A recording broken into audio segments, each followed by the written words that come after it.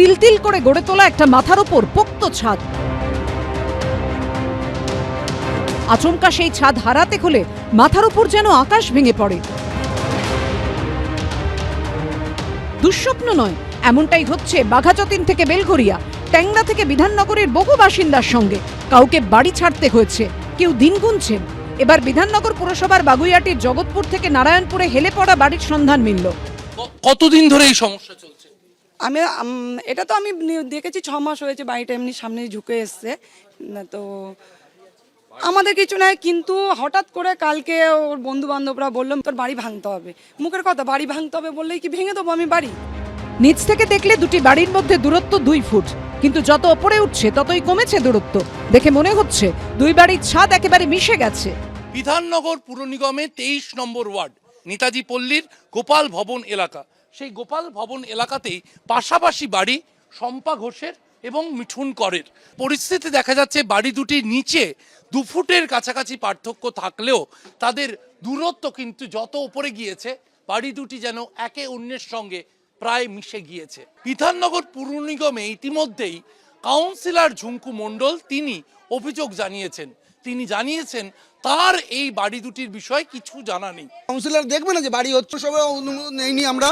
কেন আমাদের এখানে আগামী 5 থেকে 7 বছর ধরে কোনো ট্যাক্স হচ্ছে না, কোনো মিউটেশন হচ্ছে না, সব কিছু কোনো প্ল্যান করা হচ্ছে না। কাউন্সিলর জানে যে আমরা বাড়ি করছি। আমাদের বাড়ির দলিলপত্র সবই তো আছে। প্ল্যান এই এলাকায় 15-20 বছর যাবৎ জ্যাংরা মোর্জার প্ল্যান পাস বন্ধ, মিউটেশন সবকিছুই বন্ধ।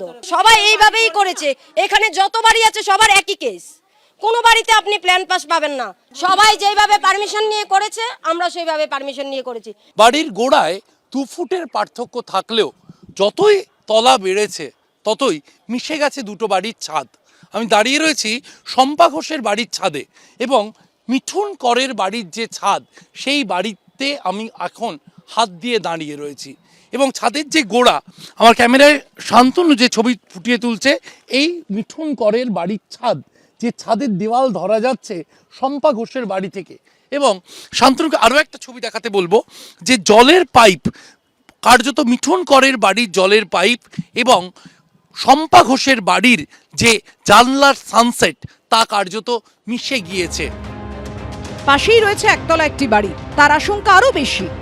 গার্ডেন রিচ একটা আমাদের মতন ঝুপড়ি বাড়ির উপরে পড়ে গিয়ে 11-12 জন মারা গেল। সাবেক সেই থেকে তো আরও টেনশনে রয়েছি। 23 নম্বর ওয়ার্ডের তৃণমূল কাউন্সিলরের দাবি, তিনি বিধাননগর পুর নিগমে ইতিমধ্যেই অভিযোগ জানিয়েছেন। একটি বাড়ি আগের কাউন্সিলরের সময় হয়েছিল। আমি জানতাম না, তো যখন খবর পেয়েছি আমি আমার জায়গা থেকে আমি সেই পুরোপুরি কর্পোরেশনে চিঠি করা, আমার লোক পাঠানো হয়েছে ওখানে ওরা সব ঠিকানা নিয়ে কর্পোরেশনে চিঠি করছি। ইমিডিয়েট কাজ আমি বলবো কর্পোরেশনকে, মেয়রের কাছে বা আমাদের কমিশনারকে ইমিডিয়েট একটা পদক্ষেপ নিয়ে যাতে কাজটা ঠিক করা যায়। আর দুটি বাড়িতেই রয়েছে পুরসভার জলের মিটার। বাড়িতেই কিন্তু কয়েকদিন আগে পুরসভার কর্মীরা তারা জলের মিটার দিয়ে গিয়েছেন। অর্থাৎ যে বিল্ডিং এর প্ল্যানিং পুরসভার কাছে নেই, যে বিল্ডিং হয়েছে এমনটা কাউন্সিলর জানেন না, সেই বিল্ডিং এ কিন্তু জলের মিটার বসানো হয়েছে।